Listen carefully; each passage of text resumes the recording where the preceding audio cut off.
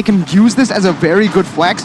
We'll just see. Do they go for the Diggy? They don't. They go for the Yuzong up against the Farsa. It's another good response towards that style of play, that front to back. Let's see how this will happen. Oof. Against the Farsa, it's going to be good, but will it be enough to go up against Kabuki on that Melissa? Because I think later on, yes, the Farsa will do a lot of damage, but the DPS mainly will come from that Melissa, and with everyone clumped up from the Cult Altar, that's looking quite dangerous for the side of RRQ Hoshi. Oh my god, the draft has been set. Match points, potentially for Aura Fire. RRQ Hoshi, they're still sitting at 0 points. We'll see here as we are going to say hi to the Land of Dawn again. Will it be the last time for this match? We are going to witness the match between RRQ Hoshi and as well as Aura Fire. Land of Dawn we go. Gotta ask you, Rashi, draft-wise, any final thoughts? I feel like Aura Fire, they're going with a downgraded version of their rescue comp. With the Minotaur, with the Rafaela, I don't think it will be enough to curb the aggression of RRQ Hoshi. So let's just see and witness the final game potentially for the side of Aura Fire, for the side of RRQ Hoshi. Can Aura Fire send RRQ Hoshi down to the lower brackets? Or will RRQ Hoshi survive another game? Let's go. Let's talk a little bit about this, just the sustainability of this Aura Fire composition, right? Because they have the heals coming in from the Minotaur and the Rafaela now. So RRQ are going to have to be very careful as to how they actually look for these fights. If they commit, it might actually turn around. Yep, I think that's what Aura likes doing, right? They play aggressively, they bait out aggression from their opponents, and then before you know it, oh, the kill isn't exactly a kill, it's just a complete bait. But now you can see that, ooh, Albert just making moves on that link. Yeah, but it's still Hai who actually secures the lethal. Seems like here, RRQ Hoshi, they are playing the tempo rather fast here in the early game. But we are going to see here that no first bloods just yet. No first bloods just yet, so both teams playing it quite slow. Uh-oh. In the mid game though. Oh, I should say that. Oh That's my first blood taken The caster by curse. R7. Wow, man. Fluffy gets taken out, and RRQ Hoshi, if they can curb the aggression, the playmaking from Fluffy, it will be really, really good. The mid lane though, a bit more plays happening as well as Hai comes onto the scene. Seems like now Hai with this Red Bull Minotaur entering the Land of Dawn, RRQ Hoshi. They need to play the early game. Yeah, they do. Yeah. Wait, no, RRQ. No, well, honestly, they can play for early. They can, but I don't think that's not the optimal route, I think. Aura Fire has a little bit more to play with in terms of neutral objective control. And obviously, with this Rafaela Minotaur, they're very sustainable, right? And Skylar is going to be bullied by that Melissa. So RRQ, I think late game, mid game to late game is where they find their comfort. But RRQ going for it. Black Dragon 4 Minotaur has been popped as well. Wing will steal that Lord. Yuzong gets deleted. Godiva might be next, but the silence is there. Albert gets taken down. A Fluffy finding that kill. Aura Fire, they are rather healthy, but take a look at the talent's prediction. It's a healthy mix. But now, no. It's an even game. It's an even ball game here. 3-4-3 Aura Fire as well as the RRQ Hoshi. I mean, again, right? It was displayed there. Arashi, we said it. Prolonged team fight. That sustainability coming in clutch for Aura. Facehugger gonna be engaged on though by R7. Yep, Facehugger used the flicker to escape as R7 is chunking the health of two members there. Seems like RRQ Hoshi still with the lead here, but now top side of Warcharge. Oh, he gets stuck. Kabuki will not be able to escape as Skylar finds a kill. Godiva High trying to look for some compensation. His play is a juicy target. And take a look at the stomp. 3 stomp. Bang, bang, bang. Goes down Clay. Wait, that was so much damage. That was insane damage, Rashi. That Minnow and Fury took exactly 100 to 0. Clay. You didn't expect it, but that was just a Minotaur and a Rafaela. The two heroes we talked about having support, having utility, and sustain. Not damage, and they're able to take out the target in the right hand. So Aura Fire, they're definitely dangerous right here. But for RRQ, I think they can actually get a bit of ahead, but they have to make sure that they have enough damage. Because early on, they were able to actually survive with the Cult Altar, but the members of Aura Fire, they just were taking too little damage to actually feel threatened.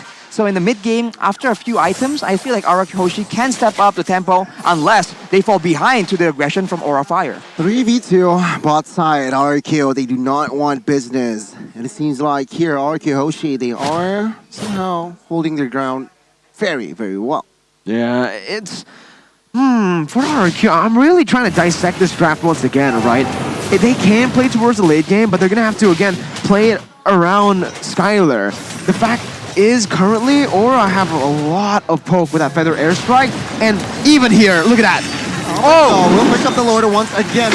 War and Shield as Kodiva is the first one to fall. High is going to be next as R7 focuses on Facehugger. Petrify connects as Facehugger will not die.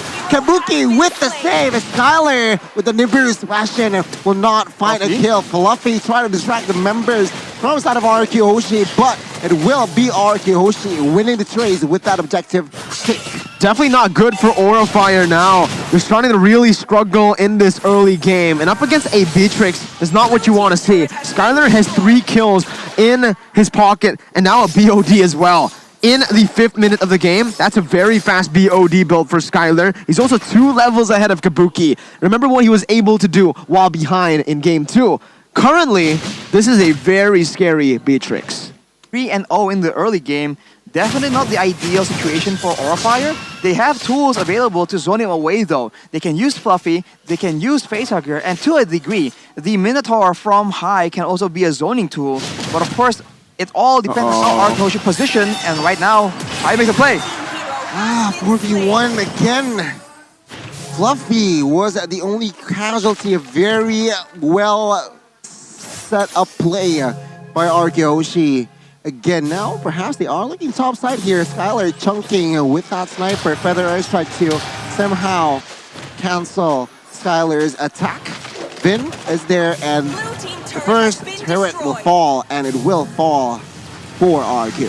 Look at the items though. BOD for Skylar. With everyone having so little HP in this early game, being able to do more damage when you are 50% health or lower is going to be very beneficial for Skylar in making sure that he gets the secure on those snipes, on those maybe in the Nibiru Passion, depending on how the fight plays out. He's usually the one that stays behind and is not part of the cleanup crew, so I think it's a very smart itemization choice, and it's going to let him snowball even more depending on how this game unfolds.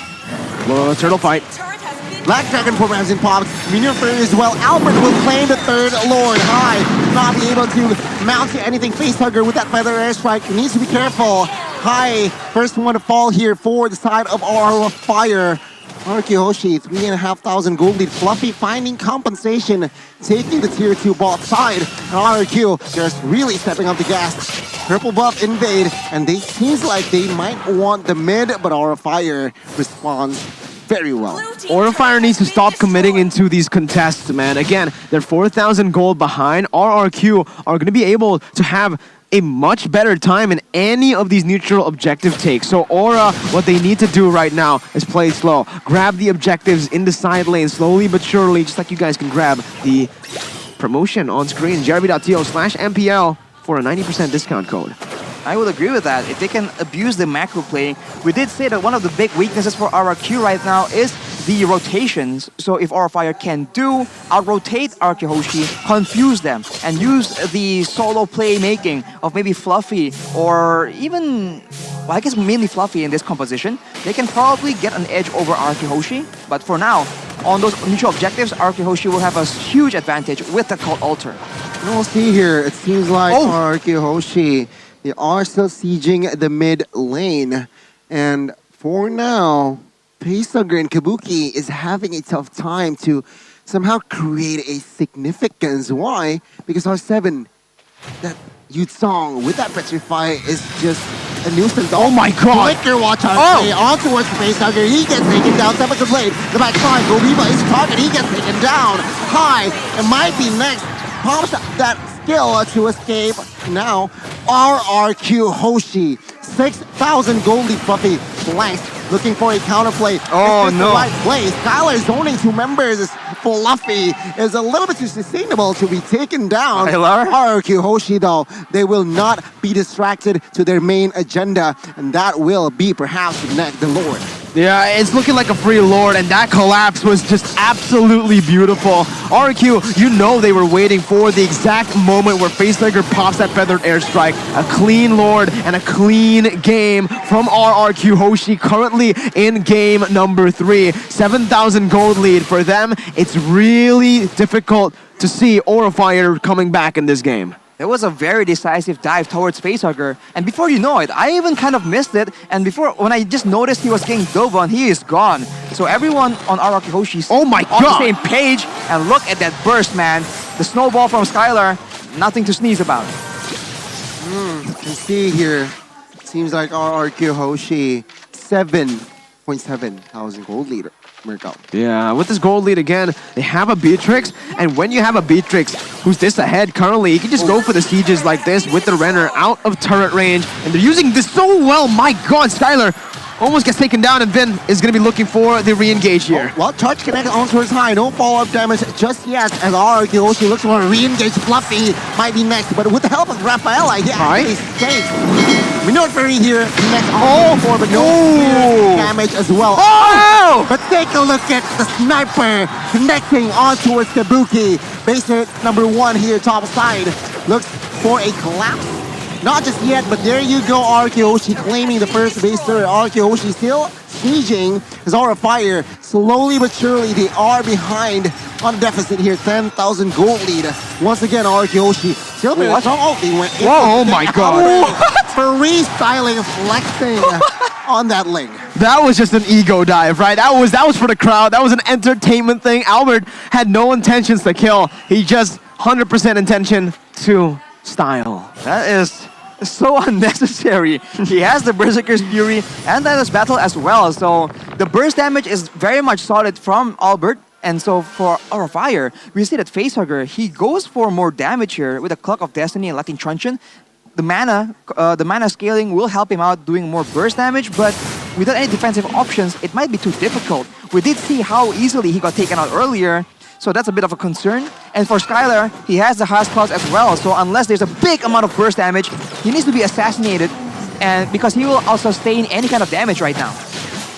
Just difficult, right? Like right now, if you're looking at Aura Fire, what they can rely on is the Farsa and the Melissa in the late stages of the game, but the feathered airstrike just has never been, it's always been punished. Every time you pop that feathered airstrike, you're always punished if you're Facehugger. At this point, even if you go for the Winner's Truncheon, there's not much you can do, right? You can negate a little bit of that engage for a bit, but the poke and the dive is still going to come through in the end. That's exactly the point. For Facehugger though, he's also not exactly ahead, right? His roams in the early game hasn't really been as successful, so he is not a huge threat. We saw that Skylar is able to take 1 or 2 bolts from the Feather Airstrike with relative ease. And now you can see a snipe coming in high is getting tanky enough to withstand that damage, but of course, that's only 1 shot. In a team fight, you're going to be taking a lot more than that. Facehugger is the one set to actually clear up that top side. Again, this is going to be an advantage for RRQ Hoshi. They can use that top side wave as Aura is going to be looking for an opening right now. Yeah, Rage is full, and RRQ Hoshi actually looks for a fight. It's as the Lord will be taken down by Albert with no problem. Fluffy. And to the back side. Is this the right call here? Charge! Connect onto it still, and it seems like now, Aura Fire, the situation has been bad towards as RRQ. With the Shadow Stampede, pulls back Fluffy Immortal Pulse as well as 3 members officially down. RRQ Hoshi, they are angry in the 3rd game, and the Kings of Kings, they are back. The crowd is going wild. RRQ now set to win this game with the Lord marching in the top side. 2 members, Kabuki and Facehugger, can they do it? RRQ Hoshi, it seems like they are a little bit too strong. Faced a little bit too exposed. RRQ Hoshi forced a game 4, ladies and gentlemen. 2-1 is the scoreline as Aura Fire is going to face a game 4. MPL Arena has come back to life after Aura silenced them 2 games in a row. The RRQ Kingdom, they have not given up. That's crazy, man. The crowd erupts. Their team has beat the odds, but it's only the beginning of their comeback. They have to replicate the same success 2 more times if they want to show